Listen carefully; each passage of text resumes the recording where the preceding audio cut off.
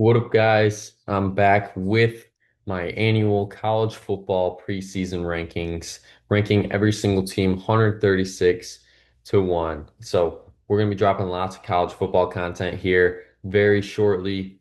Conference breakdowns, predictions of those teams, record predictions, and everything in between. But let's get into this one here as we'll start with 136 through 101. These are going to be your bottom feeders. You can see last year we do have a few double-digit win teams on this slide from last year, but a lot of turnover. A lot of these teams lost a lot of guys in the portal. They're moving coaches around new teams in the FBS. You got Missouri State and Delaware, as you can see, 0-0 last year because they weren't in the FBS. Then you get a lot of MAC schools, a few Mountain West schools. You get all those conferences that no one really talks about as much as we normally do. But I think some teams to look out for here that could be decent moving forward. And I think that could be New Mexico. I think they could be a team to look out for. The teams out of the MAC as well. I think you can make the case there for the top teams in the MAC. I guess Northern Illinois could be a team to look out for. They have a lot of turnover. Sam Houston State, 10-3 last year. I think they could keep it going, maybe 8-4 or better. Same with Jacksonville State in year two. And then, there's some other teams that could disappoint. I mean, look at the Kent State team. They're the only team last year to not win a game. And if they win a game this year, I mean, obviously that's a big step in the right direction for them. But UMass joining the MAC probably will help them out because, when you're an independent school and you're just playing pretty much whoever wants to schedule you, tends to not always go in your favor for those games. But I mean, if there's anything you guys see or want to add here, leave a comment below to all these teams here. But we're not going to talk too much about these teams here. Now, 76 through 100, and here you'll find a Big Ten team, some Big 12 teams, and then the teams in the lower conferences, which are pretty much favorites to, if not win the conference or be one of the top teams. And the team we'll talk about first here is Oregon State and Washington State, I guess, the Pac-12, the last year of the two Pac-12. They play each other twice this year. First time that's ever happened in a college football season. Teams playing each other twice in the regular season. Hopefully, they'll be good games. It's only two conference games technically for them, so they're open and independent almost, as you would say. But some other teams to look out for here is look at 87 and 88, Ohio and Buffalo out of the MAC, and then you have Toledo at 78. Those three teams I think are going to be the teams that could run away with the MAC later in the year, and you could throw maybe Miami, Ohio in there because they're at 93 as well. But I think those are the top four in the MAC. Then after that, it's kind of just everybody for themselves. Mountain West has a few teams here represented, and Fresno State I think could be a sneaky team here, middle of the season, like down the stretch, that could possibly finish 9-3 in that conference and be playing for a conference championship game. Same with Colorado State. Now that team, what we've seen out of them the last few years has been slowly getting better and better. And maybe this is the year they make the jump and go 10-2 in the regular season and be playing for that conference championship. But some teams that are in the bigger conferences that are at the bottom is Purdue. Look at Purdue at 90 there.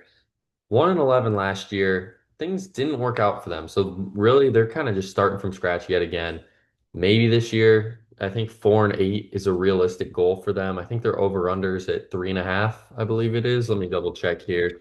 3.5. Yeah, it is 3.5. They got a tough schedule ahead of them. They start conference play with USC, and then they have Notre Dame the week after a bye. Then they have Illinois, who's projected top 25, top 10 team.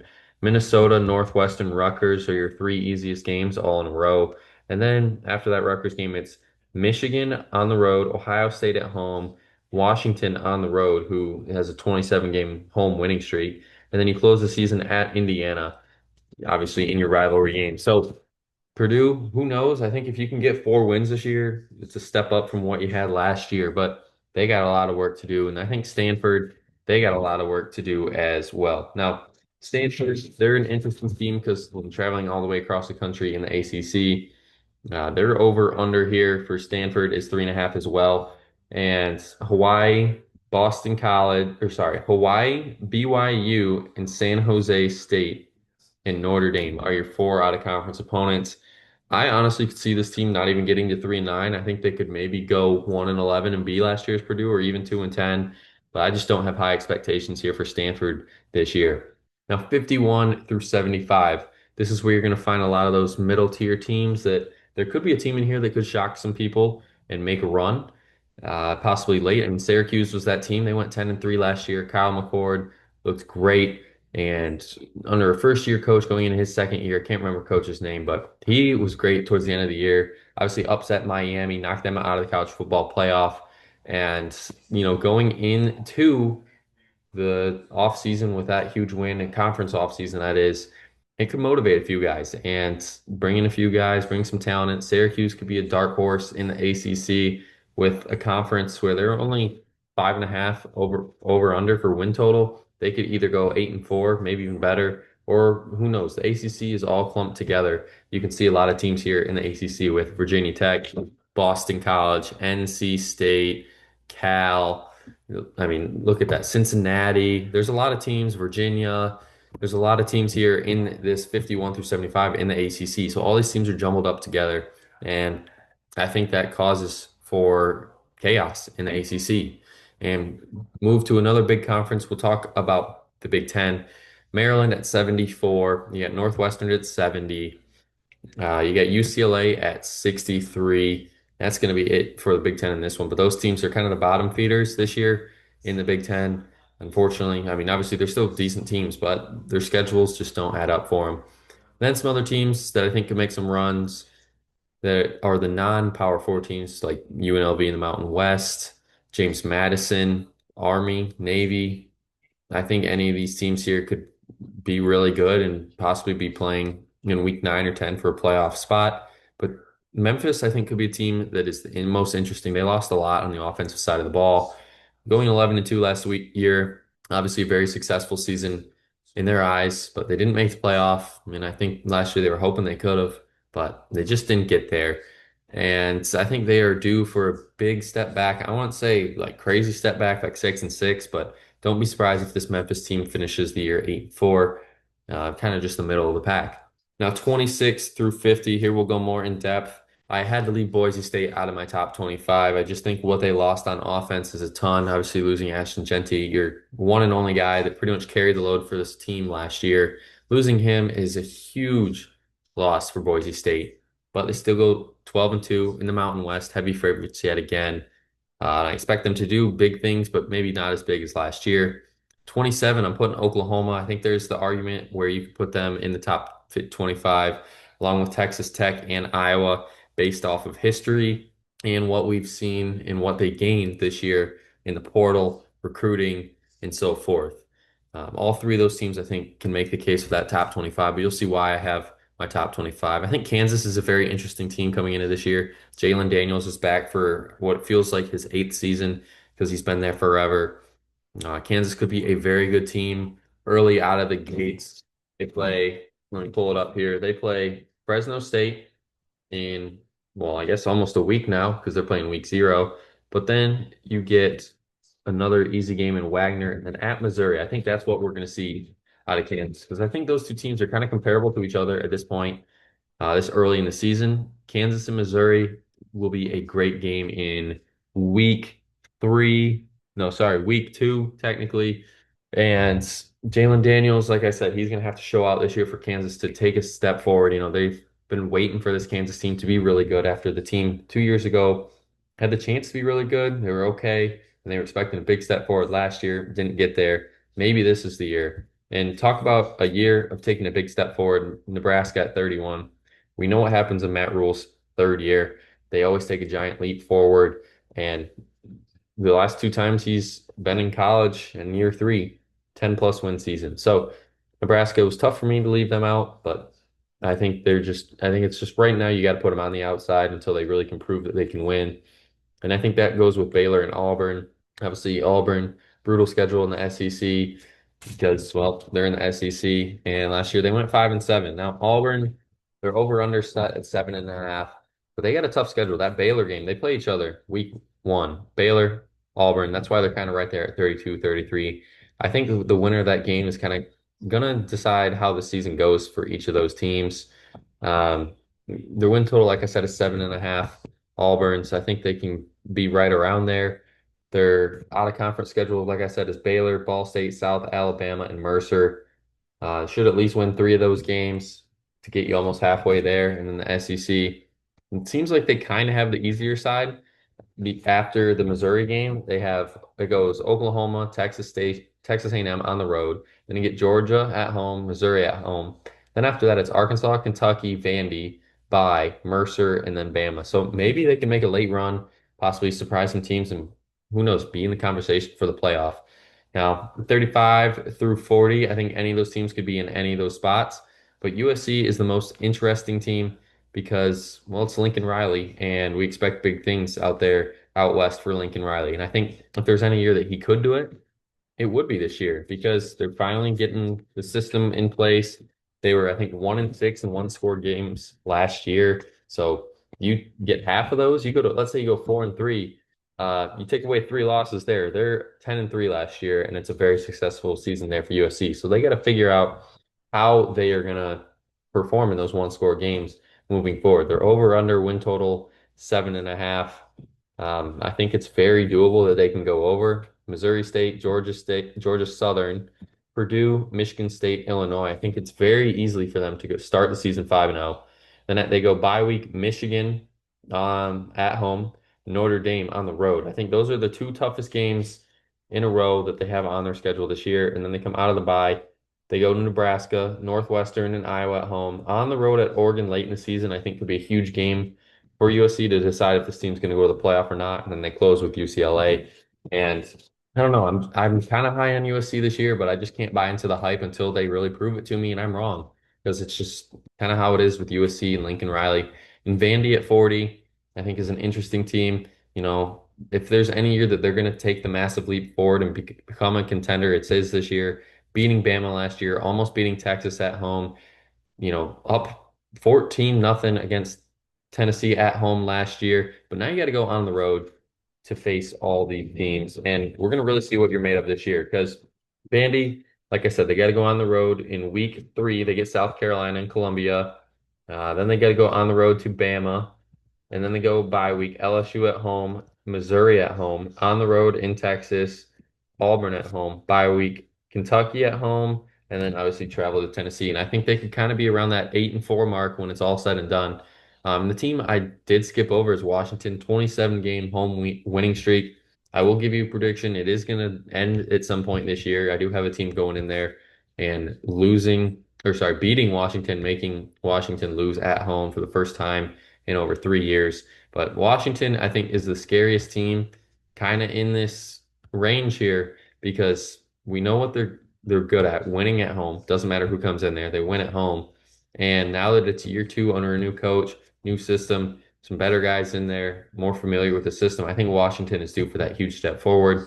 And then 41 through 50, the biggest teams, obviously, you can see there are Colorado, Florida State, Wisconsin, and obviously North Carolina with Bill Belichick. And Colorado, how is Dion going to be a head coach without his son at the helm at quarterback position? It's the first time ever coaching in college without his son at quarterback. So that's a big question mark there. Obviously, Florida State, 2-10 last year. Disappointing season for everybody um, down there. And Florida State this year, their over under win total is set 7.5. And I think it's a pretty good number for them because if you look at their schedule, they start the season with Bama, and you don't know what you're going to get out of Florida State. You know what you're going to get out of Bama, but non-conference after that, it's FCS team, Kent State, and Virginia, so they should breeze past those. But then you get Miami on the road. You face Clemson on the road and Florida at the end of the year on the road. So I think those three games are going to dictate how this Florida State season goes. They're going to be better, obviously, than what they were last year, but don't be surprised if they're an 8-4 team. Wisconsin, it's do or die this year because, well, when you're coaching at Cincinnati and you're having that good success, and then you go to Wisconsin and you're kind of floating around 500, it's not going to get it done there for you. And Wisconsin has to take a step forward. If they don't, bye-bye. Luke Fickell, he's gone. And someone else is going to come in. And now 50, you got Bill Belichick. And first time ever coaching in college is an interesting dynamic working with all these young kids. He was great in the NFL with Brady and working with that team with rookies there, but these guys are 4 or 5 years younger than rookies that were in the NFL on his team. So it's an interesting dynamic to see how that plays out. They start the season with TCU, which will be a very good game. I'm sure it's going to be on television, and a lot of people are going to tune into that one. But they kind of have a very easy schedule to start. It goes TCU, Charlotte, Richmond, and UCF bye week. And then they have Clemson at home, and that's going to be their toughest test of the year, of course. If let's say they win that, who knows what this North Carolina team can do from there on out. In 25 through 1, this is my top 25. Take a picture, screenshot, make fun of me, or applaud me, whatever you think. But we'll start at the back, 25 through 16. I think you can rank at least 21 through 30 of my last. I think you can put in any order. Louisville, I think, is a little high, maybe now looking at it. Could have left them out, put another team in. Missouri, I think, is an interesting case there at 24. They have one of the easier schedules in the SEC, and I wouldn't be shocked if they jump to the top 10 before week 4, just because easy scheduling. Iowa State is one of the favorites in the Big 12 at 25, and I think they are just due to finally break through with Matt Campbell. I think this team is just ready to get to the playoff. And we've said it year after year after year. You got to beat Iowa. You got to go in there. You got to win this. Got to do this. And he keeps slowly chipping away at it, but he's never fulfilled getting to the playoff. And this could be the year because we saw teams last year like at 22 and 21, SMU and Indiana, come out of nowhere, had an easier schedule, beat the teams you're supposed to beat, and get to the playoff. And why can't that be the Louisville, Missouri, Iowa State so far? Now, 20 through 16, these are the teams that I think are elite, but are just going to beat up on each other in each other's conferences because I don't think they're those top dogs. Arizona State lost a lot last year with Cam Scadaboo. Um, he was pretty much the team. I know Sam Levitt's coming back, but when you lose 80% of the production, it feels like of your off of one guy. I mean, there's big question marks there. So I couldn't put him in the top 15 for me. BYU, very good last year until they choked it at the end of the year. Finished 11 and 2 though, was a good season for them. And I expect kind of the same result, maybe 9 and 3, 10 and 2 again. Illinois is the interesting team in the Big Ten that a lot of people are talking about right now. What are we going to get? There's a lot of expectations on them. And as there should be. They had a good season last year. They were if Indiana didn't exist, I think Illinois would have been talked about a little more last year. Now Florida and A&M, it all comes down to the quarterback play for these two teams. You know, Elko at Texas A&M in year one, this team was on fire. Um, but then slowly faded out towards the end, just couldn't get the big wins when they needed them, and it just didn't go their way. Now, same for Florida. This team with DJ Lagway under center looked a lot better, but he needs to stay healthy, and that's the key moving forward. South Carolina, the argument was to be made that they should have got into the playoff last year. Same with Ole Miss. There were arguments there that they could have got in the playoff too, but it just didn't go their way. And I think they're going to have that chip on their shoulder going in at 15 and 14. 13, you got Kansas State. And Kansas State went 9 and 4 last year. It wasn't something to write home about, but it's all right. But this year, their over-under is 8.5. One of the favorites to win the Big 12. And they start the season with Iowa State in Ireland. That game, I think, is going to decide how the season's going to go for each of these teams and how the Big 12 is going to go. Because I think that's going to be a back and forth game, probably upper 20s, lower 30s scoring. And if Kansas State, let's say, wins that game, I think this team's going to vault to the top 10. And I honestly don't see them falling out of it until maybe late in the season. Because after that game, they get North Dakota, Army at Arizona, bye week, UCF at Baylor, TCU, bye week at Kansas. And then you get Texas Tech before your bye. Out of your bye, Oklahoma State at Utah, which would probably be their toughest game on the road this year, and then Colorado to close. And I think that's very doable that this Kansas State can finish 10 and 2 and get to the playoff.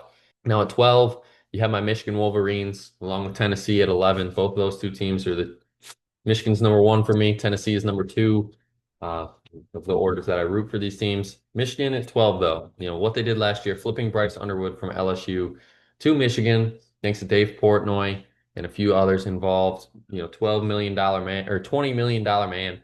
I think it's over 4 years, right? I think it's four. It's either 12 or 20. I can't remember. One of the two. Correct me if I'm wrong, but I'm like 95% sure it's 12. 5%, it's 20. It's one of those two numbers. But Bryce Underwood coming in, you expect him to be the starter over Mikey Keene. Um, I don't understand why you would pay this guy that much money to come in and sit behind a guy that I get has experience, but it just doesn't seem like that Underwood was coming to Michigan to not play from day one. At least he'll play, but I don't know if he's gonna be announced the starter week one against Michigan. They play New Mexico Saturday night. I think they're gonna easily take care of business there. But Michigan, if you look at their schedule, week two they go to Oklahoma. I think that's a big game for both those programs early in the season to really know what we're gonna get out of these two teams. After that, Michigan, they get Central Michigan and then Nebraska on the road, which could be a very interesting game for them early in the season for Big Ten play as well. And then after that, I really don't see them having too much of a problem at USC as the next toughest game at Michigan State until that Ohio State game at the end of the year. So don't be shocked if Michigan's floating around that probably I would say 8-2, 9-2 going into 8-3, 9-2 going into that Ohio State game at the end of the year at home. Tennessee, I think they're due for a step back this year. They went 10-2, faced Ohio State in the playoff, ran into a buzzsaw at that point in the season, and Nico's gone, Dylan Sampson's gone, pretty much half your team's gone, either portal, drafted, and the quarterback you get Joey Aguilar from UCLA, pretty much traded Nico for Aguilar, and I don't know. I just think Tennessee is probably looking at an 8-4 season at best, just because of their schedule. I mean, obviously you close with Vanderbilt at the end of the year, like you always do, but Georgia, week three at home, you got to win that one. If you don't win that one, I think this one could spiral out of control until that Alabama game, until October 18th in Tuscaloosa. But after that, I mean, it's Kentucky, Oklahoma at home by New Mexico State, Florida on the road in Gainesville, which I think could be a tricky game there for Tennessee at the end, and then Vanderbilt, like I said. Don't be surprised. Like I said, 8-4, I think is a very realistic and happy medium for a lot of these Tennessee fans, including myself. But we'll see how that will go. Then at 10, you have Miami losing Cam Ward, the number one pick in the NFL draft last year. Obviously, you'd think you're due for a step back. You get Carson Beck in the portal, and you're going to pay him, I think, what, $7 million to come there for 1 year and to really keep this program afloat. So there's big expectations for Miami. That's why I have them at 10. At 9, you have Alabama. They went 9-4 last year. I don't think they were too happy with how the season ended. And it feels like Kalen DeBoer has to get this team to the playoff, or it will be a failure in a lot of Alabama fans' eyes. And if he doesn't, then people are going to call for his head, unfortunately, there in Bama, because you know what Saban built for the last 20 something years? It's playoffs or bust. And I think it's going to happen for Bama. They're a very good football team. They always get their guys on the field and put in positions to win.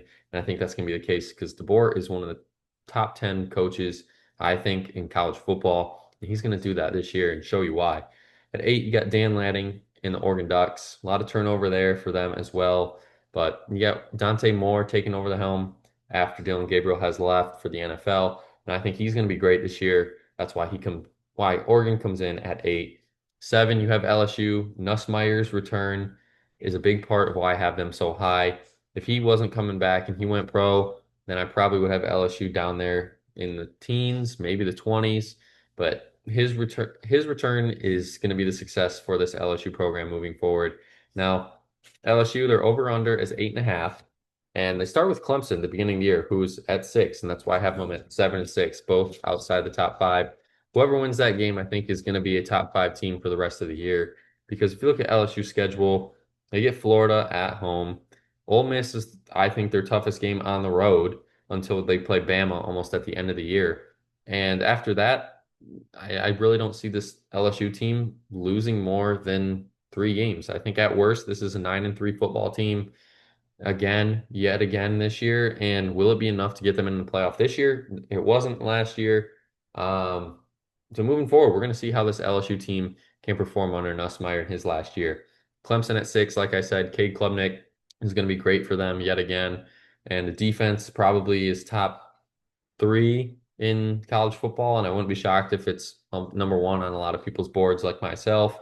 The defense is going to be huge this year for Clemson. Dabo, this is his probably best team he's had since they won a title, I would say.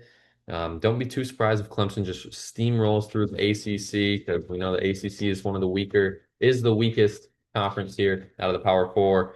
And Clemson's over under win total is 9.5. I wouldn't be shocked if they easily get that with a few weeks left to go in the season. They go to get to 10.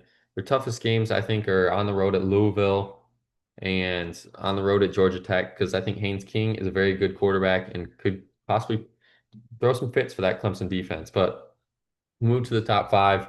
I don't think there's a correct order for at least the top four. I think Georgia at five is kind of a perfect fit for them because Kirby Smart and company, obviously they're very good at what they do year in and year out. And it was kind of a disappointing year for them. Obviously, when Beck went down with the shoulder or with the arm injury in the SEC championship, their team just kind of stalled out at the end of the year.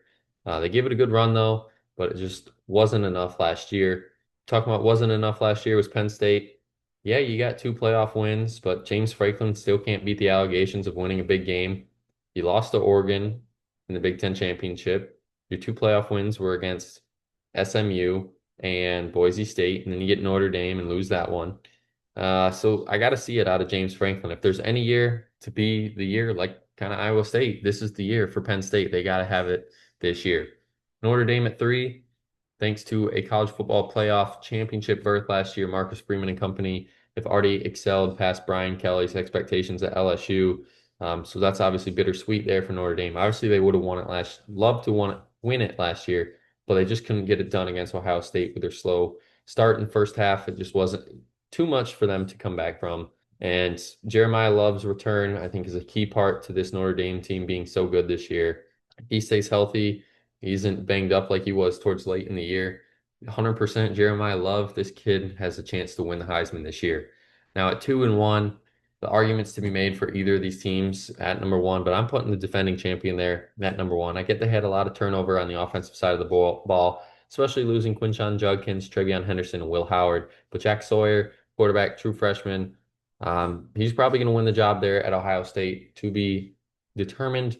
But year in and year out, when you got Jeremiah Smith to throw the football, who cares who the quarterback is? Just throw it up. He's going to get it 90% of the time. Now, we do know the quarterback for Texas, though. It's Arch Manning. Obviously, lots of hype around Steve Sarkisian and Arch Manning in that offense. Week one, Ohio State, Texas. I mean, that probably could be the game of the year, and it's one of the first games of the year on the first Saturday of the year. So you got to tune into that one because I think if Ohio State, let's say Ohio State wins that one, because obviously it's in Columbus. So Ohio State wins at home. Buckeyes are number one next week, of course, right? But if Texas wins that game in Columbus, they're going to be number one for a long time because, well, they won on the road in Columbus. It's a huge road win. It's probably going to be the best road win of the year, I would say, if they can get that done. And I know it's not pretty early to say, even though the season hasn't even started, but week one, 1 and 2 against each other in Columbus. I mean, who knows where that one's going to go? So I'm not going to tell you my pick yet, but I think either of those teams deserve that number one spot. But right now, it's just defending champions deserve it. That's going to be it for my preseason rankings, 136 through 1. Check back for my next video where I'll be breaking down each conference and each team's predictions moving forward for the 2025 season. And as always, I'll be doing my picks along with Ty for each week, and I'll be doing my own power rankings every week as well. So make sure you're subscribed to the channel to stay up to date.